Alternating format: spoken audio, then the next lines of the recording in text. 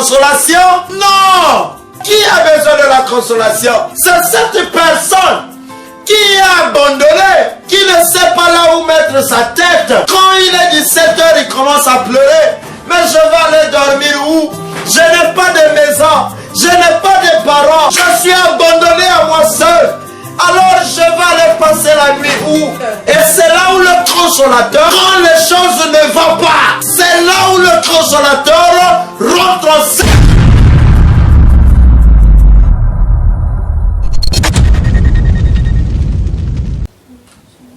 Seigneur Jésus, ce matin, nous voulons exprimer encore notre gratitude auprès de toi pour tout ce que tu as déjà fait, tout ce que tu es en train de faire, Seigneur. Merci Jésus. Laisse que la gloire et l'honneur puissent te revenir, Seigneur. Bénis la présence, Seigneur, de chacun et tous ceux qui suivront cette bande en ligne. Nous prions que tu puisses les bénir. Nous prions que tu puisses les guérir, les fortifier, les consoler. Et que cette bande sert seulement à l'édification et à la perfection, telle que déclare ta parole. Merci pour ce matin. Souviens-toi de chaque homme de Dieu qui prêche ta parole ce matin. Nous prions que tu puisses te souvenir d'eux. Dans le nom de Jésus-Christ, que nous débutons des choses. Amen. Amen. Luc, chapitre 24.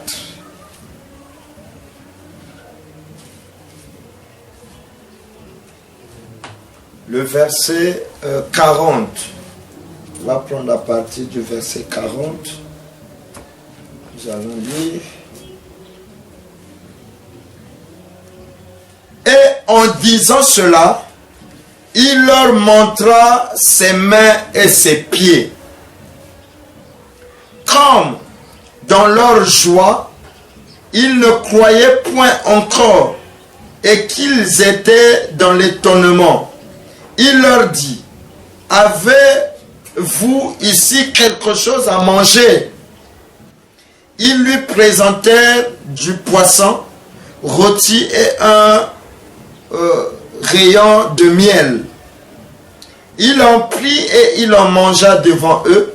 Puis il leur dit, c'est là ce que je vous disais lorsque j'étais encore avec vous, qu'il fallait que s'accomplisse tout ce qui est écrit de moi dans la loi de Moïse, dans les prophètes et dans les psaumes. Alors, il leur ouvrit l'esprit afin qu'ils comprennent les Écritures. Et il leur dit ainsi, il est écrit que le Christ souffrirait et qu'il ressusciterait des morts le troisième jour, et que la repentance et le pardon des péchés seraient prêchés en son nom à toutes les nations, à commencer par Jérusalem. Vous êtes témoins de ces choses, et voici, j'enverrai sur vous ce que mon Père a promis, mais vous restez dans la ville jusqu'à ce que vous soyez revêtus de la puissance d'en haut. Il les conduisit jusqu'à vers Béthanie, et ayant levé les mains, il les bénit. Pendant qu'il les bénissait, il se sépara d'eux et fut enlevé au ciel. Pour eux, après l'avoir adoré, ils retournèrent à Jérusalem avec une grande joie.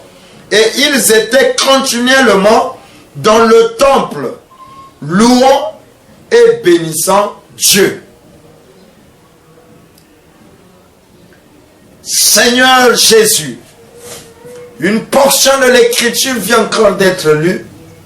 Alors nous t'appelons pour déballer les écritures, produire la compréhension dans le nom puissant de Jésus-Christ. Nous chassons tout esprit qui pourra causer, Seigneur, du tort ou des ennuis à ce culte, Seigneur.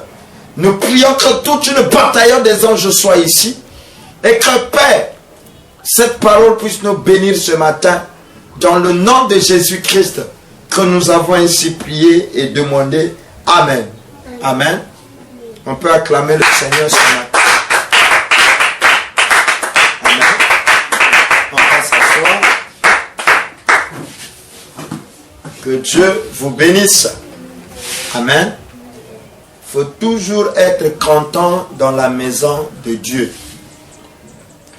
Parce que c'est ici que Dieu nous parle. Amen. Dieu parle d'une manière, tantôt d'une autre, dit la Bible. Mais dans l'église du Dieu vivant, c'est là où Dieu parle directement à son peuple. Parce que vous pouvez dormir, vous faites un songe. Dieu peut vous parler au travers un songe. Dieu peut aussi vous parler au travers une prophétie. Dieu peut vous parler aussi au travers une personne. Amen. Dieu peut te parler au travers un ami à l'école, un ami, au travers maman, au travers papa. Amen. Mais le moyen direct que Dieu parle à son peuple, c'est au travers les Écritures. Dites avec moi les Écritures. Les Écritures. Parce que les Écritures ici, c'est la parole de Dieu. Amen. Amen. Et cette parole, c'est ça qui est notre garantie. Cette parole, c'est ça qui est notre vie. Cette parole, c'est ça qui est notre bénédiction. Amen. Voilà pourquoi il n'y a pas un miracle hors la parole. Un miracle hors la parole est démoniaque. Amen. Oui, ça vient du diable. Un miracle hors la parole. Et la parole, sans miracle aussi, est démoniaque. Parce que la parole va de pair avec le miracle. C'est pas le miracle qui amène la parole, mais c'est la parole qui amène le miracle. Voilà pourquoi une véritable parole doit toujours être accompagnée de miracles, de prodiges et de signes. Amen. On peut lire ça dans Marc chapitre 15, le verset 16. Marc chapitre 15, le verset 16.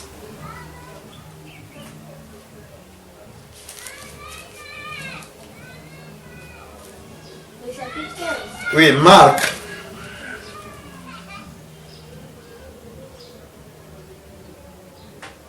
Non, on peut, excusez-moi, c'est Marc 16, le verset 15, on dit.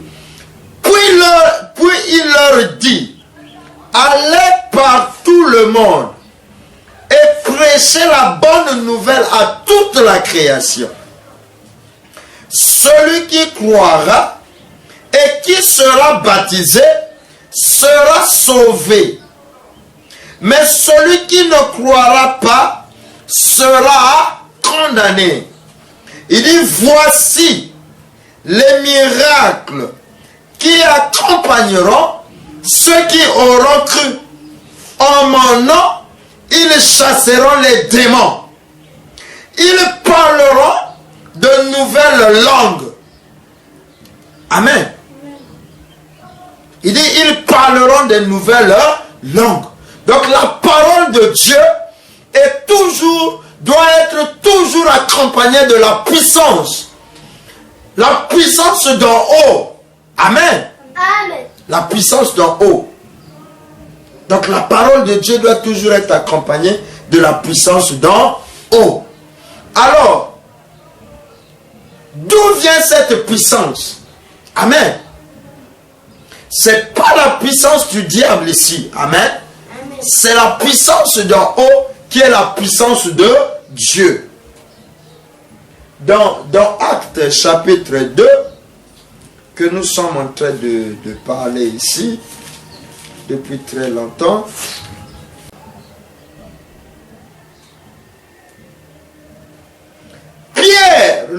dire, repentez-vous et que chacun de vous soit baptisé au nom de Jésus-Christ pour le pardon de vos péchés. Et vous recevrez le don du Saint-Esprit. Car la promesse est pour vous, pour vos enfants et pour tous ceux qui sont au loin, en aussi grand nombre que le Seigneur notre Dieu les appellera. Amen.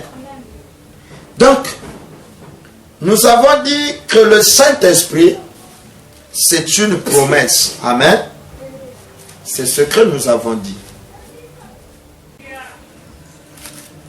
Alors, qu'est-ce que le Saint-Esprit? Nous avons commencé à parler de ça depuis jusqu'à aujourd'hui. Nous sommes en train de continuer. Qu'est-ce que le Saint-Esprit? Le Saint-Esprit, c'est Dieu. Amen. Le Saint-Esprit, c'est Dieu. C'est Dieu sous la forme d'esprit qui vient habiter dans des humains. Pourquoi Dieu fait ça? Dieu fait ça parce qu'il veut que les êtres humains soient puissants. Il veut que les gens, ses enfants, ne soient pas sans puissance. Il veut que ses enfants soient puissants. Ou ses enfants soient puissantes. Amen. Parce que la puissance, c'est ça qui vous permettra de vivre. Amen. C'est ça qui vous permettra de faire des exploits sur la terre. Sans la puissance de Dieu, tu ne peux pas vaincre sur la terre. Tu ne peux pas gagner le combat de la vie. Parce que la vie, c'est un combat. Amen. La vie est un combat. Et donc, si tu n'es pas puissant sur la terre, tu ne peux pas vaincre. Tu ne vas pas gagner. Tout ce que tu vas faire sera que l'échec et l'échec et l'échec. Amen. Parce que sur la terre, nous sommes dans le champ de bataille. En face de nous, il y a celui qu'on appelle l'adversaire de taille, qui est le diable. Et donc le diable, lui, il est contre les enfants de Dieu. Il est là pour faire la guerre aux enfants de Dieu. Il ne veut pas que tu puisses réussir à l'école. Il ne veut pas, le jour de l'examen, ou à la fin de l'année, on a proclamé, le jour de l'émulation, vous êtes sorti la première de la classe. Le diable n'est pas content. Amen. Il ne peut pas être d'accord parce que pour lui, il veut que les enfants de Dieu puissent souffrir. Il veut que les enfants de Dieu ne puissent pas réussir, que les enfants de Dieu soient idiots à l'école. Soient idiots à l'école. Amen. Donc, lui, il n'est pas content. Voilà pourquoi ses armes, c'est la jalousie. Ses armes, c'est la haine. Les enfants de Dieu n'ont pas le droit d'avoir la haine dans leur cœur. N'ont pas le droit d'avoir la jalousie dans leur cœur. Amen. Parce que Caïn a tué Abel. Lorsque la jalousie a monté dans le cœur de Caïn, voyant que les deux sont venus à l'église, Dieu a agréé le sacrifice d'Abel parce que Abel, par la révélation, avait compris ce qu'il fallait offrir à Dieu. Alors Caïn n'était pas content. Et il se lève, il tue son frère Abel. Et quand Dieu lui demande, où est ton frère? Il dit, suis-je le gardien de mon frère? Amen. Donc, le diable ne peut pas être content quand il voit un enfant de Dieu en train de prospérer. Quand il voit un enfant de Dieu en train d'aller dans un chemin et que ça marche. Voilà pourquoi il doit faire de son mieux de mener la guerre. Et quand vous entendez parler de la sorcellerie, c'est quoi la sorcellerie? C'est la mauvaise foi, c'est la mauvaise conception, c'est des intentions négatives qu'on émet sur les enfants de Dieu. Amen. C'est ça. Et donc, vivant sur la terre, on doit être conscient que ici, nous sommes dans un champ de bataille. Il y a un combat. Amen. Et Dieu nous a laissés ici pour combattre. Voilà pourquoi Dieu ne sera jamais content d'un lâche. Un lâche, c'est qui? C'est une personne qui commence et qui abandonne en court chemin. Amen. C'est celui-là qu'on appelle un lâche. Dieu ne sera jamais content d'un lâche. Parce que Dieu lui-même n'a pas lâché. Amen. Il n'a pas lâché. Il est venu sur la terre dans un seul but d'aller à la croix et aller mourir. Et quand il est parti, la croix pesait tellement trop, il a semblé abandonner. Quand il était proche d'aller à la croix, il s'est retrouvé à Gethsémane et il commençait à pleurer. Il commençait à pleurer. Il priait. La Bible dit que la sueur qui coulait de Jésus, c'était devenu du sang. Amen. Vous voyez cette dimension-là. Donc, la sueur, il a transpiré pendant que Jésus est en train de prier. Alors, sa sueur devient maintenant le sang. Et la Bible dit que l'ange est descendu pour consoler Jésus. Amen. Donc, il n'y a pas que les enfants de Dieu qui peuvent passer des moments de frustration, de moments de tristesse, de moments de douleur. Parce que Jésus lui-même est passé par là. Il y a eu des temps où Jésus a subi ça. Voilà pourquoi Jésus est le véritable modèle. C'est le seul maître que nous pouvons faire confiance et ne jamais regretter. Parce que Jésus, il ne nous dit pas de faire quelque chose sans que lui-même il le fasse au préalable. Lui, il nous demande de faire quelque chose que lui-même il a déjà fait. Et il a gagné dans ça. Et quand il t'envoie, il sait qu'il y a le combat, mais j'ai déjà gagné. Et donc toi, quand tu vas combattre et tu vas aussi gagner. Amen. C'est le seul pasteur. Le pasteur Jésus, c'est le seul pasteur que tu peux faire confiance et ne jamais regretter. Amen. Parce que lui, il ne dit pas de faire seulement, mais lui, il pratique d'abord et après, il te dit, suis-moi. Amen. C'est le véritable maître. C'est le véritable maître. Donc, c'est ça. Voilà pourquoi, soyons conscients que sur la terre, tous les jours ne sera toujours pas rose. Amen. Ça ne marchera toujours pas. Il y a des jours où tu verras que non, ah, mais aujourd'hui c'est comme si, aujourd'hui, ah, mais je ne comprends pas. Hier on a mangé, aujourd'hui on n'a pas mangé. Ah, mais qu'est-ce qui ne va pas? Ah, hier je me suis réveillé, j'étais content, mais après je suis un peu déçu. Amen. Vous savez qu'est-ce qui fait de moi? C'est la parole de Dieu. Amen. Quand tu as tellement confiance dans les promesses de Dieu, dans la parole de Dieu, tu seras bâti sur le roc. Amen. Tu ne vas pas voir les circonstances, l'actuel présent, mais tu es en train de voir le futur. Qu'est-ce que le futur me présente?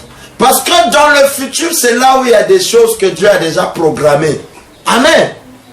Quand un enfant naît, ne voyez pas l'enfant dans le présent, mais voyez l'enfant dans le futur. Ah, quand il sera grand, il va peut-être être un travailleur à Total et il va prendre soin de moi étant que son papa.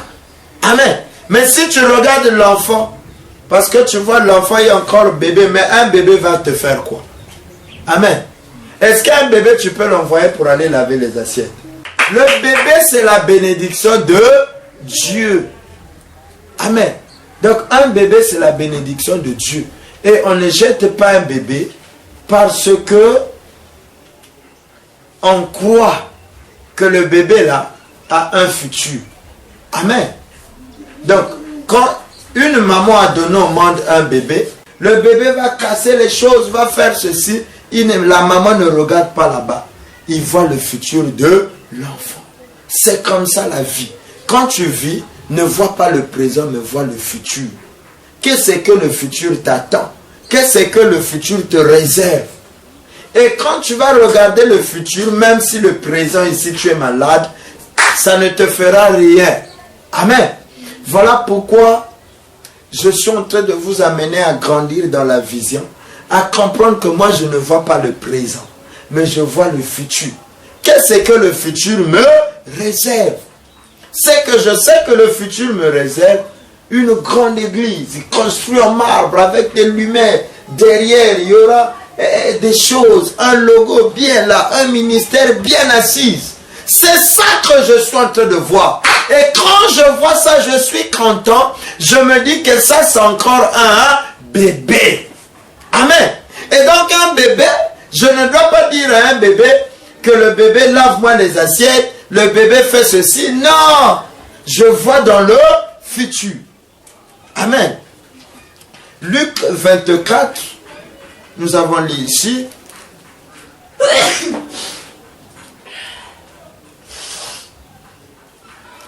Donc, dans Luc chapitre 24, le verset 40, la Bible dit,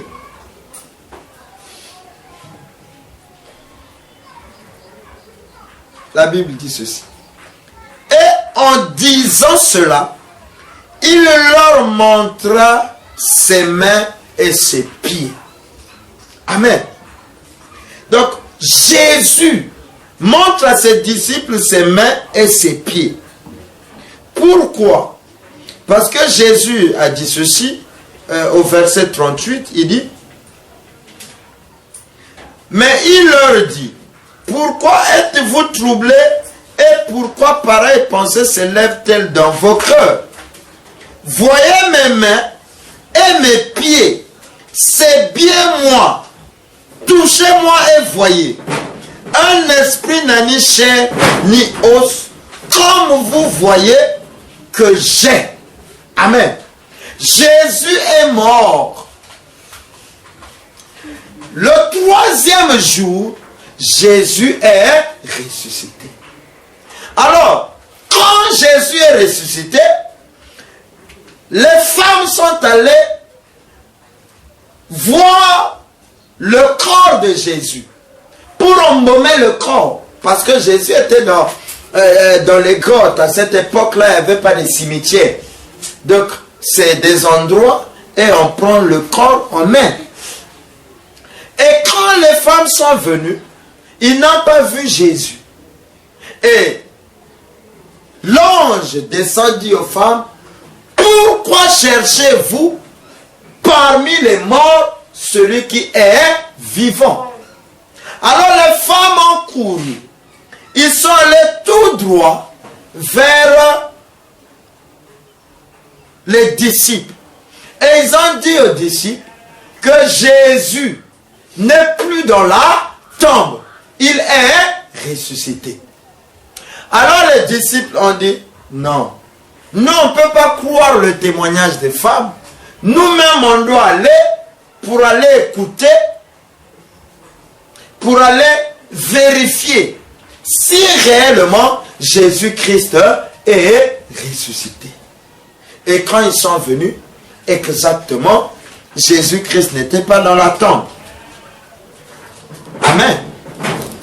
Jésus-Christ n'était plus dans la tombe. Dans Luc chapitre 24, le premier verset, on dit, le premier jour de la semaine, elles se rendirent au sépulcre de grand matin, portant les aromates qu'elles avaient préparés. Elles trouvèrent que la pierre avait été roulée de devant le sépulcre. Et étant entrées, elles ne trouvèrent pas le corps de Jésus, du Seigneur Jésus. Comme elles ne savaient que penser de cela, voici 2 hommes leur apparurent en habits resplendissants. Saisies de frayeur, elles baissèrent le visage contre terre. Mais il leur dit, pourquoi cherchez-vous parmi les morts celui qui est vivant? Il n'est point ici, mais il est ressuscité. Souvenez-vous de quelle manière il vous a parlé lorsqu'il était encore en Galilée. Donc, avant que Jésus-Christ puisse revenir à la vie, il leur avait parlé. Il leur avait dit que je vais mourir et que le 3e jour, je reviendrai à la vie. Et donc, s'accomplit ce que Jésus leur avait dit en Galilée. Et les disciples n'ont pas cru. Ils ont dit non, nous-mêmes on doit aller voir. Et exactement. Et quand les disciples sont venus, ils ont vu que Jésus n'était pas. Alors, quand ils se sont retournés, ils étaient dans la maison. La Bible dit, dans toujours Luc chapitre 24, le verset 30, la Bible dit, pendant qu'ils étaient à table avec eux, il prit le pain et après avoir rendu grâce, il le rompit et leur donna, alors les yeux s'ouvrirent et ils le reconnurent, mais il disparut de devant eux. Amen. Donc, quand Jésus est revenu à la vie, il y a eu 2 disciples qui étaient sur le chemin d'Emmaüs. Et ces disciples-là étaient en train de parler de Jésus.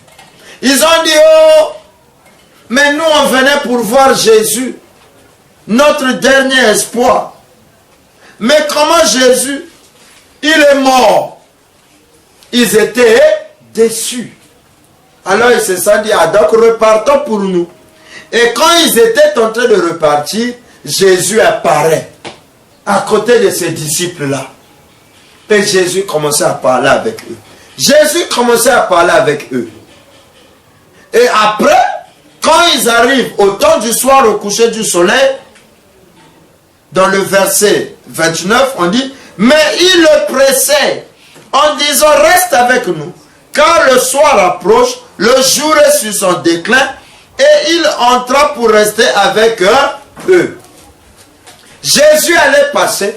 Ils ont dit, Jésus ne passe pas. Rentre dans la maison avec nous et passe la nuit avec nous.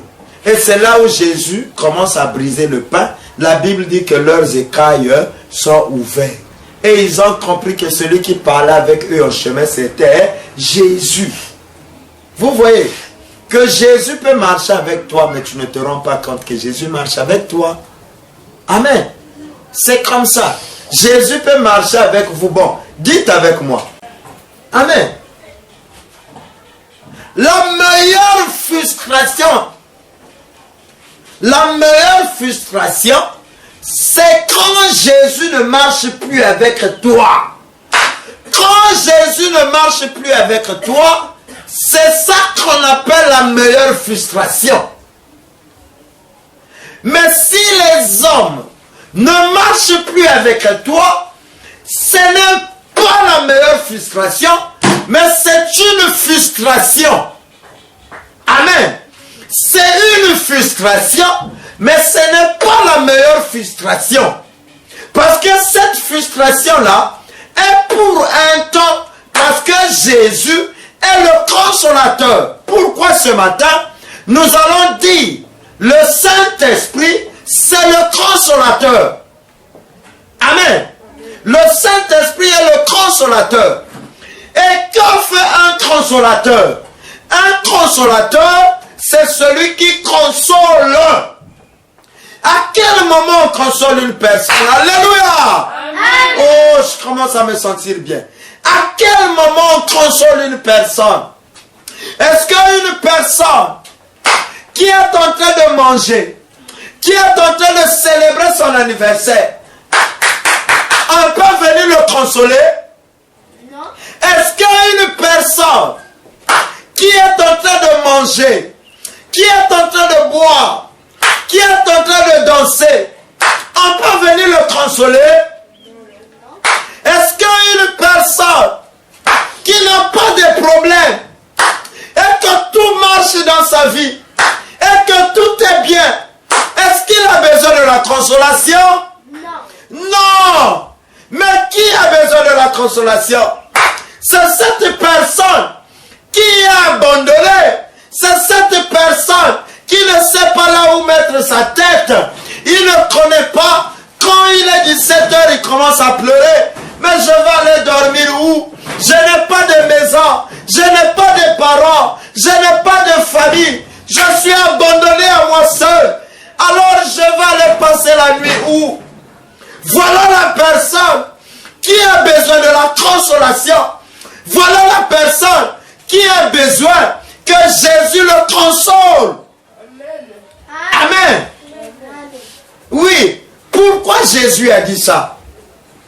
Parce qu'il savait qu'il viendra un temps dans la vie où tu seras abandonné.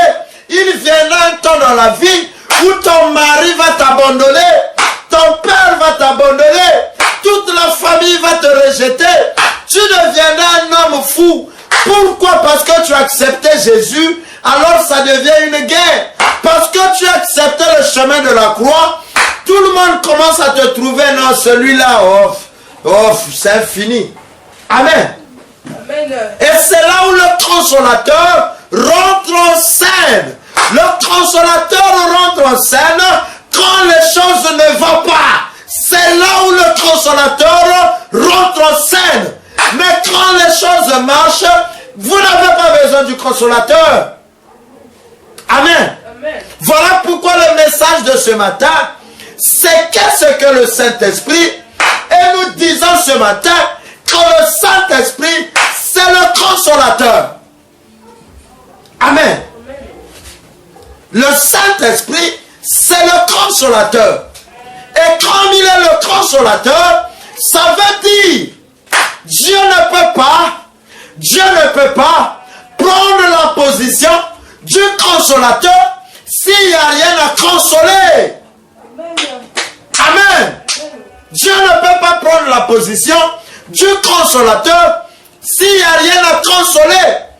Si Dieu a pris la position du consolateur, c'est qu'il savait, c'est qu'il sait que mon fils, ma fille, mon serviteur arrivera un temps où il a besoin du consolateur, parce que les frustrations vont tomber dans sa vie, parce que la tristesse, parce que la mort va frapper sa maison, parce que la maladie va frapper sa maison, et à cause, alléluia, et à cause de ça, le consolateur doit venir. Oh Jésus, gloire à Dieu. Amen. Oui. Amen. Oui. Sa présence est ici. Parce qu'il sait que ses enfants. Amen. Il sait que mes enfants comptent que sur moi, le seul consolateur. Alors si Dieu, il est le consolateur, il est où? Pour consoler ses enfants, pour fortifier ses enfants, pour abaisser, pour essuyer les larmes de ses enfants. Amen. Oui, le Saint-Esprit, c'est le consolateur. Voilà pourquoi, détrompe-toi, quand les choses ne vont pas dans la vie, pas le besoin d'aller chercher un autre consolateur. Ne va pas prendre la boisson et cuver pour chercher la consolation. Quand les choses ne vont pas dans la vie, ne va pas dans un VIP pour aller danser toute la nuit pour que tu sois consolé. Non. Non, non, non, non, non, non. Tu vas boire, tu vas danser pour vouloir embrouiller les choses, mais sachez-le qu'après que l'état de la boisson, l'état d'ivresse va terminer, les problèmes ou les situations seront toujours présents. Amen. Oui, on voit les femmes, avec son mari ça ne va pas, elle se lève, oh non, je vais aller chercher un consolateur.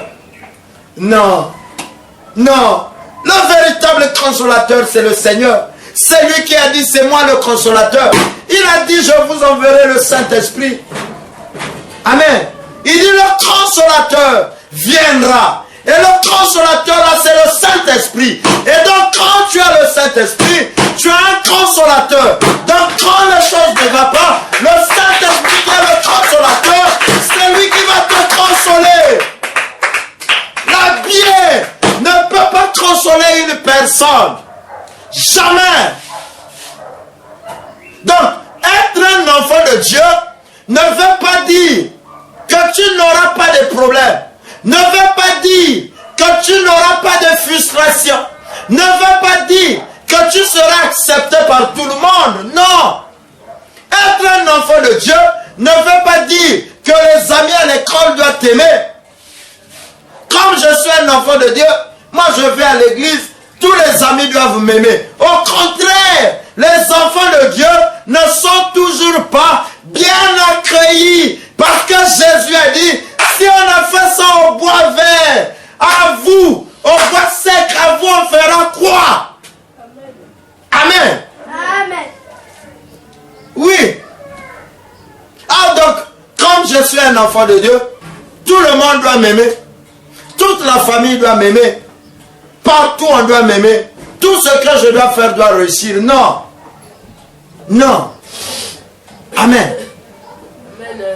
Et quand tu fais l'échec, ça ne veut pas dire que Dieu n'était pas avec toi. Non. Il y a certains échecs qui peuvent arriver parce que Dieu sait. La Bible dit il fait conquérir toutes choses au bien de ceux qui l'aiment. Donc il peut laisser pour t'éduquer, pour te conseiller, pour t'apprendre quelque chose. Amen. Tu vas appeler ça l'échec, mais parfois non. On voit des gens, tu as manqué le bac. Tu commences à pleurer du matin jusqu'au soir. C'est pas mauvais, c'est charnel, c'est le côté humain. Parce que tu as peut-être passé toute l'année en train de lire, en train d'étudier, passer des nuits blanches. Je connais, je suis passé par là, c'est pas facile. Amen. Les parents payent les cours, les parents soutiennent et tu vas à l'école. Au retour, tu n'as pas eu l'examen, tu seras déçu. Alors te voilà en train de pleurer, tu vas chercher à aller te faire tuer. Non! Non! Amen. Amen. Non. Dieu seul connaît ce qu'il fait. Amen. Le message de ce matin, le Saint-Esprit, mon consolateur. C'est lui qui te console. Tu as manqué l'examen, tu as pleuré, et tant qu'être humain, alors reste calme. Écoute maintenant la voix de ton maître, de ton consolateur. Dis à Dieu, Seigneur, tu es mon consolateur, viens. Amen. Voilà pourquoi, quand Dieu est avec toi, peu importe la situation qui va t'arriver, tu auras toujours le contrôle parce que le Saint-Esprit qui est le consolateur sera toujours présent pour te consoler. Regardez à quel moment l'attention des parents est plus fixée sur l'enfant. Mais c'est quand l'enfant a pris la décision ou c'est quand l'enfant est malade. Amen. Quand l'enfant, la santé ne va pas, vous verrez les parents, toute l'attention est sur l'enfant. Il y a des parents qui ne peuvent même pas aller au travail parce que ma fille est malade, mon enfant est malade. Voilà pourquoi le sommeil des véritables parents, c'est quand les enfants sont en bonne santé. Donc Dieu ne peut pas être content lorsque ses enfants sont dans les frustrations. Voilà pourquoi étant le consolateur ce matin, il doit venir chez toi parce qu'il sait que tu es en train de pleurer. Parce qu'il sait que tu es en train de te lamenter. Parce qu'il sait que tu es en train de poser les questions. Mais comment l'église va se passer? Comment les choses vont aller? Comment, Seigneur? Amen.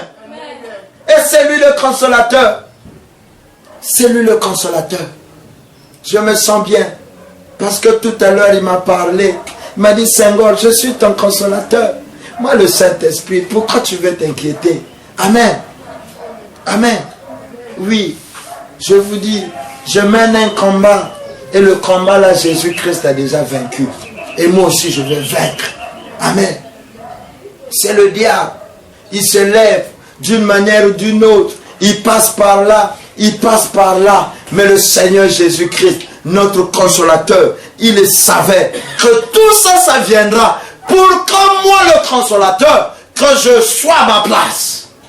Donc ce matin, nous n'avons qu'à mettre Jésus-Christ étant le consolateur à sa place. Mais Jésus, le consolateur à sa place. Et il va te consoler.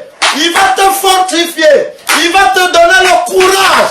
Il va te donner la force. Il va ôter les déceptions. Il va ôter le découragement. Il va te donner encore la puissance ce matin pour te dire, mon fils, ma fille, ne te décourage pas. Continue, continue, continue. Ne lâche pas. Pousse à bout. Jusqu'à la fin, je serai là. Amen. Oui. Oh Jésus. Nous bénissons ce Dieu-là. Nous l'aimons. Amen. Le Saint-Esprit. Le consolateur. Le Saint-Esprit. Oh Jésus. Ce matin, je me sens trop bien. Wow, mon Dieu. Je me sens trop bien. Le consolateur. Amen. Je n'ai jamais vu. Amen. En aucun cas, j'ai vu un homme qui là où il est en paix. Et après, quelqu'un apparaît là pour dire, je viens te consoler. Oh! Amen. Amen. Mais ça va commencer comment? Hein? Est-ce qu'on peut... Ça va commencer comment? Quelqu'un se lève là et vient. Moi, je suis venu te consoler. Oh, mais tu es venu me consoler, j'ai quel problème? Amen. Donc, le Saint-Esprit, qui est le consolateur, vient parce que Dieu sait, dans son programme, dans sa manière de faire, il savait que mes enfants, un temps de frustration va venir. Et donc, comme le temps là viendra, alors moi, je serai là, étant que le consolateur. Oui, le consolateur. Jean chapitre 16.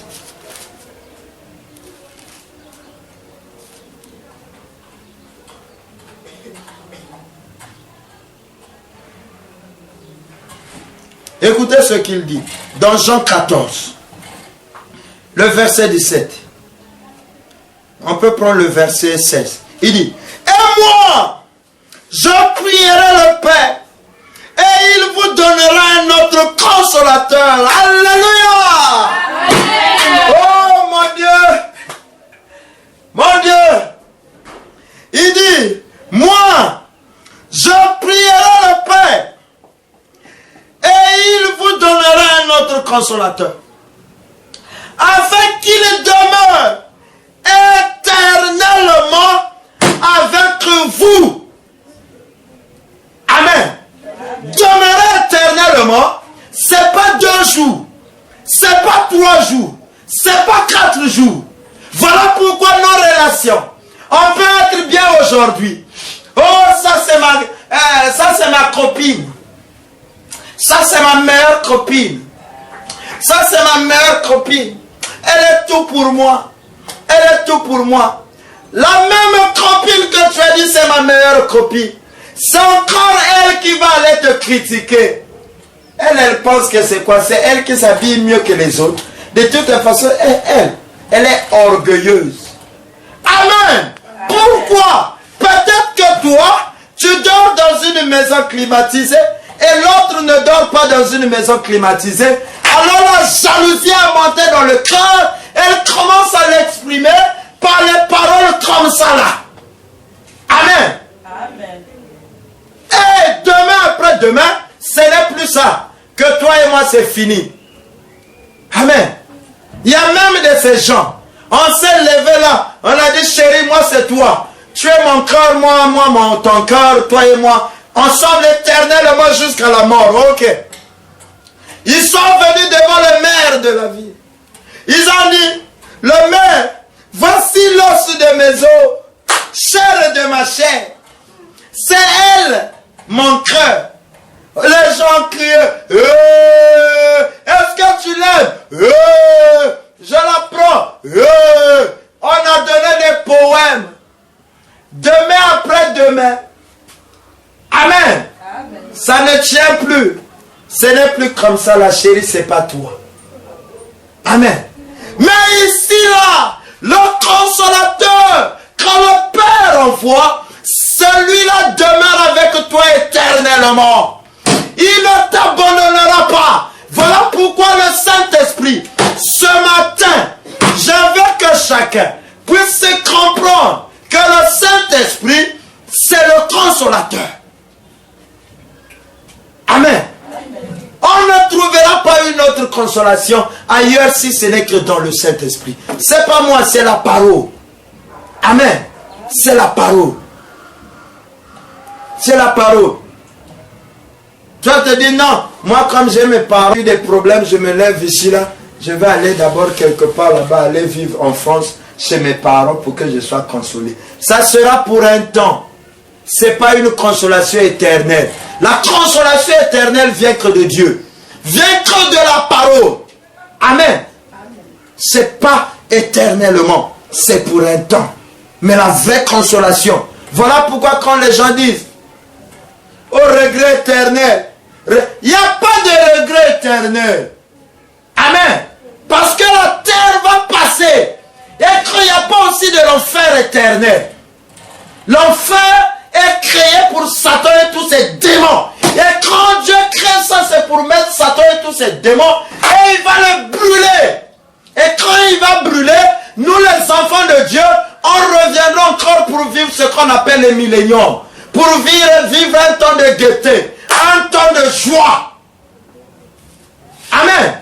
Tu ne peux pas dire oh non, regret éternel. Mais la personne qui est partie, toi aussi tu vas partir. À quel moment tu vas continuer à regretter?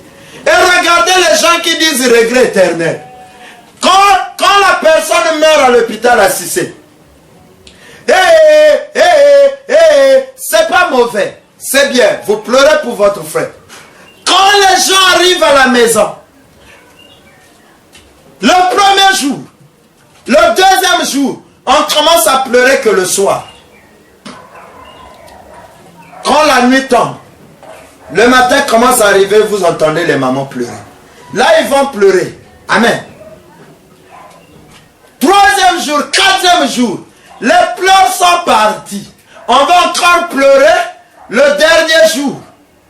Pourquoi? La sensibilité est partie. Et c'est ce que la Bible dit. Qu'aujourd'hui les gens sont devenus insensibles. Tu lui parles de Jésus, il est insensible. Tu lui parles de la parole, il est insensible. Parce que quoi? Dans les cœurs des gens, les gens ont maintenant ce qu'on appelle des pierres. Et Jésus dit, quand tu entends la voix de Dieu, n'endurcis pas ton cœur. Les gens sont sensibles à la parole. Et quand ils vont faire ça, après regarde tout autour. Là où il n'y avait pas de nganda, on va aller créer un nganda. Les maisons achètent des casiers de bière. Donc la veillée devient une opportunité pour vendre la boisson. Vous allez voir les gens là, tout le monde a des nganda là. D'autres c'est l'occasion des rendez-vous. Jusqu'à quel point l'on est arrivé de ne pas penser que l'autre qui est parti, demain après demain peut-être que c'est moi. Parce que je ne cesse de vous dire que la bonne santé ne te garantit pas que tu vivras longtemps. Oui, ma soeur. Amen. Amen. La bonne santé ne peut pas garantir quelqu'un que tu vivras longtemps. Il y a des gens que vous... Voilà pourquoi dire, oh non frère, on est ensemble, hein? On est ensemble. Non, on est ensemble maintenant. Dès qu'on se sépare, on n'est plus ensemble. Parce que tu peux partir, moi je peux partir. Tu vas, tu meurs. Et moi aussi je meurs. Amen. Amen. Oui, faut être quand même avec la pitié. Tu sais que je suis venu aux obsèques de l'autre. Il est mort. Ça ne peut pas être de l'opportunité pour moi d'aller prendre la boisson. La boisson là c'est quoi? La consolation. Amen. Donc la boisson là va te consoler. Hein? Et il y a même de ces gens, quand il manque l'argent, il ne peut pas aller assister aux obsèques de son frère. Parce qu'il sait qu'à la fin, on va chercher la boisson. Voilà pourquoi je n'aime pas pour moi aller assister aux obsèques. Parce que je me dis, déjà quand je vais venir, vous tous, vous allez chercher la boisson, même que ce soit dans la famille. Vous les voyez là à la fin, ils viennent. Mais Dieu merci. Oh. Je bénis le Seigneur d'être pasteur. Amen. Oui, ma soeur, je bénis le Seigneur d'être pasteur. Ça m'épargne à beaucoup de tentations. Ça m'épargne à beaucoup de choses. Le fait que tu es pasteur, quand ils vont voir ça, ils disent, ah, un big pasteur. Il y a rien de, oh, vous allez aller le demander la boisson, il ne va pas acheter. Amen. Du coup, je me protège. Amen. Voilà la consolation. La consolation que Jésus a promis. Il dit, et il vous donnera un autre consolateur, afin qu'il demeure éternel avec vous. Pourquoi? Parce que quand Jésus a dit aux disciples qu'il est préférable, il est avantageux, quand je puisse partir, les disciples étaient tristes. Ils commençaient à se lamenter. Ils commençaient à se plaindre. Parce qu'ils se sont dit, oh, mais quand Jésus est avec nous, nous avons eu faim. Il a multiplié du pain. Quand Jésus est avec nous, nous avons manqué de l'eau. Nous avons manqué ceci. Il a faim. Nous étions malades. Il a guéri les aveugles. Il a ouvert les yeux. Les morts. Il a ressuscité. Mais lui, il commence à partir. C'est ce qui arrive dans une famille. Vous avez un grand frère qui soutient la famille. Quand il va mourir, tout le monde commence à pleurer. Oh, Yaya, tu es parti. Qui va encore prendre soin de nous? Non! Ce matin, écoute ce qu'un esprit te dit. Le Saint-Esprit prendra soin de toi. À moins que tu les négliges. Papa peut mourir. Maman